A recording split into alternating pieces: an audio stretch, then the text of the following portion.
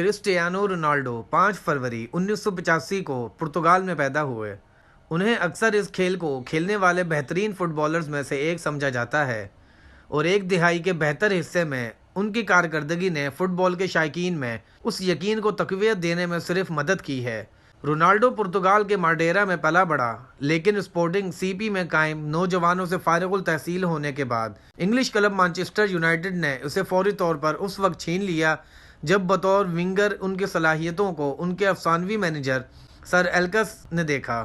Ronaldo نے Manchester United میں 6 سال گزارے اور وہیں اس نے اپنے کھیل کو ایک ہنرمند، تیز، مہلک ونگر کے طور پر تیار کیا جو گول کر سکتا تھا اور اپنی ٹیم کے ساتھیوں کے لیے مواقع پیدا کر سکتا تھا۔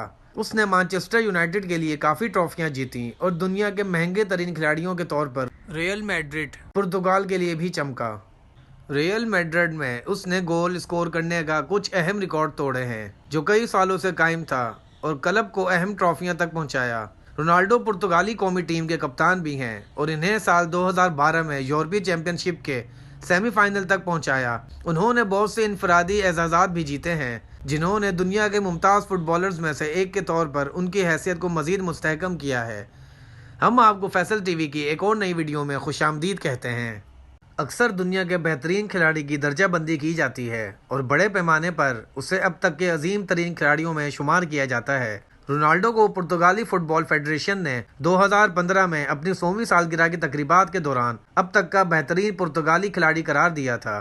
وہ واحد کھلاڑی ہیں 4 یورپی گولڈن شو ایوارڈ جیتے۔ کھیل میں سب سے زیادہ قابل بازار ایتھلیٹس میں سے ایک 2016 میں فوربس نے رونالڈو کو دنیا کا بہترین معاوضہ ESPN لینے والا ایتھلیٹ قرار دیا۔ جون 2016 میں انہیں دنیا کے مشہور ترین ایتھلیٹ کا درجہ دیا۔ رونالڈو نے 18 سال کی عمر میں اگست 2003 میں پرتگال کے لیے بین الاقوامی کیریئر کا آغاز کیا۔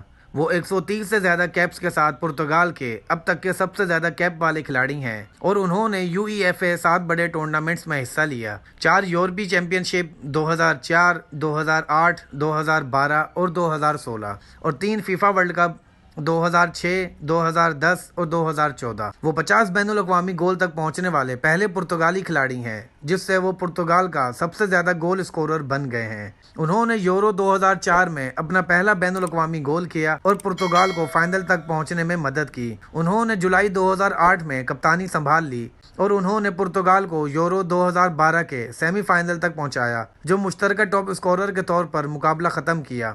نومبر 2014 یورپی UEFA میں رونالڈو 23 گول کے ساتھ چیمپئن شپ بشمول کوالیفائنگ میں سب سے زیادہ اسکورر بن گئے۔ یورو 2016 میں وہ ٹورنامنٹ میں سب سے زیادہ کیپ کرنے والے کھلاڑی بن گئے۔ مسلسل 4 یورپی چیمپئن شپ کے فائنل میں گول کرنے والے پہلے کھلاڑی اور مقابلے میں سب سے زیادہ گول کرنے کے لیے مشیل پلاٹینی کے ہم وقتی ریکارڈ کی برابری بھی کی اور مقابلے میں سب سے زیادہ گول کرنے کے لیے مشیل پلاٹینی کے ہم وقتی ریکارڈ کی برابری بھی کی۔ فائنل میں پرتگال کی فرانس کو شکست دینے کے بعد رونالڈو نے ٹرافی اٹھائی اور انہیں ٹورنامنٹ کے دوسرے سب سے زیادہ گول کرنے والے کھلاڑی کے طور پر سلور بوٹ ملا۔ جیسا کہ مانچسٹر یونائیٹڈ میں ان کی ساکھ میں بہت اضافہ ہوا، رونالڈو نے صارفین کی مصنوعات کے لیے بہت سے اسپانسرشپ کے معاہدوں پر دستخط کیے، مثلاً اسپورٹس ویئر، سافٹ ڈرنکس، کپڑے، مالیاتی خدمات، الیکٹرانکس، کمپیوٹر، ویڈیو گیمز وغیرہ اور بہت کچھ شامل ہے۔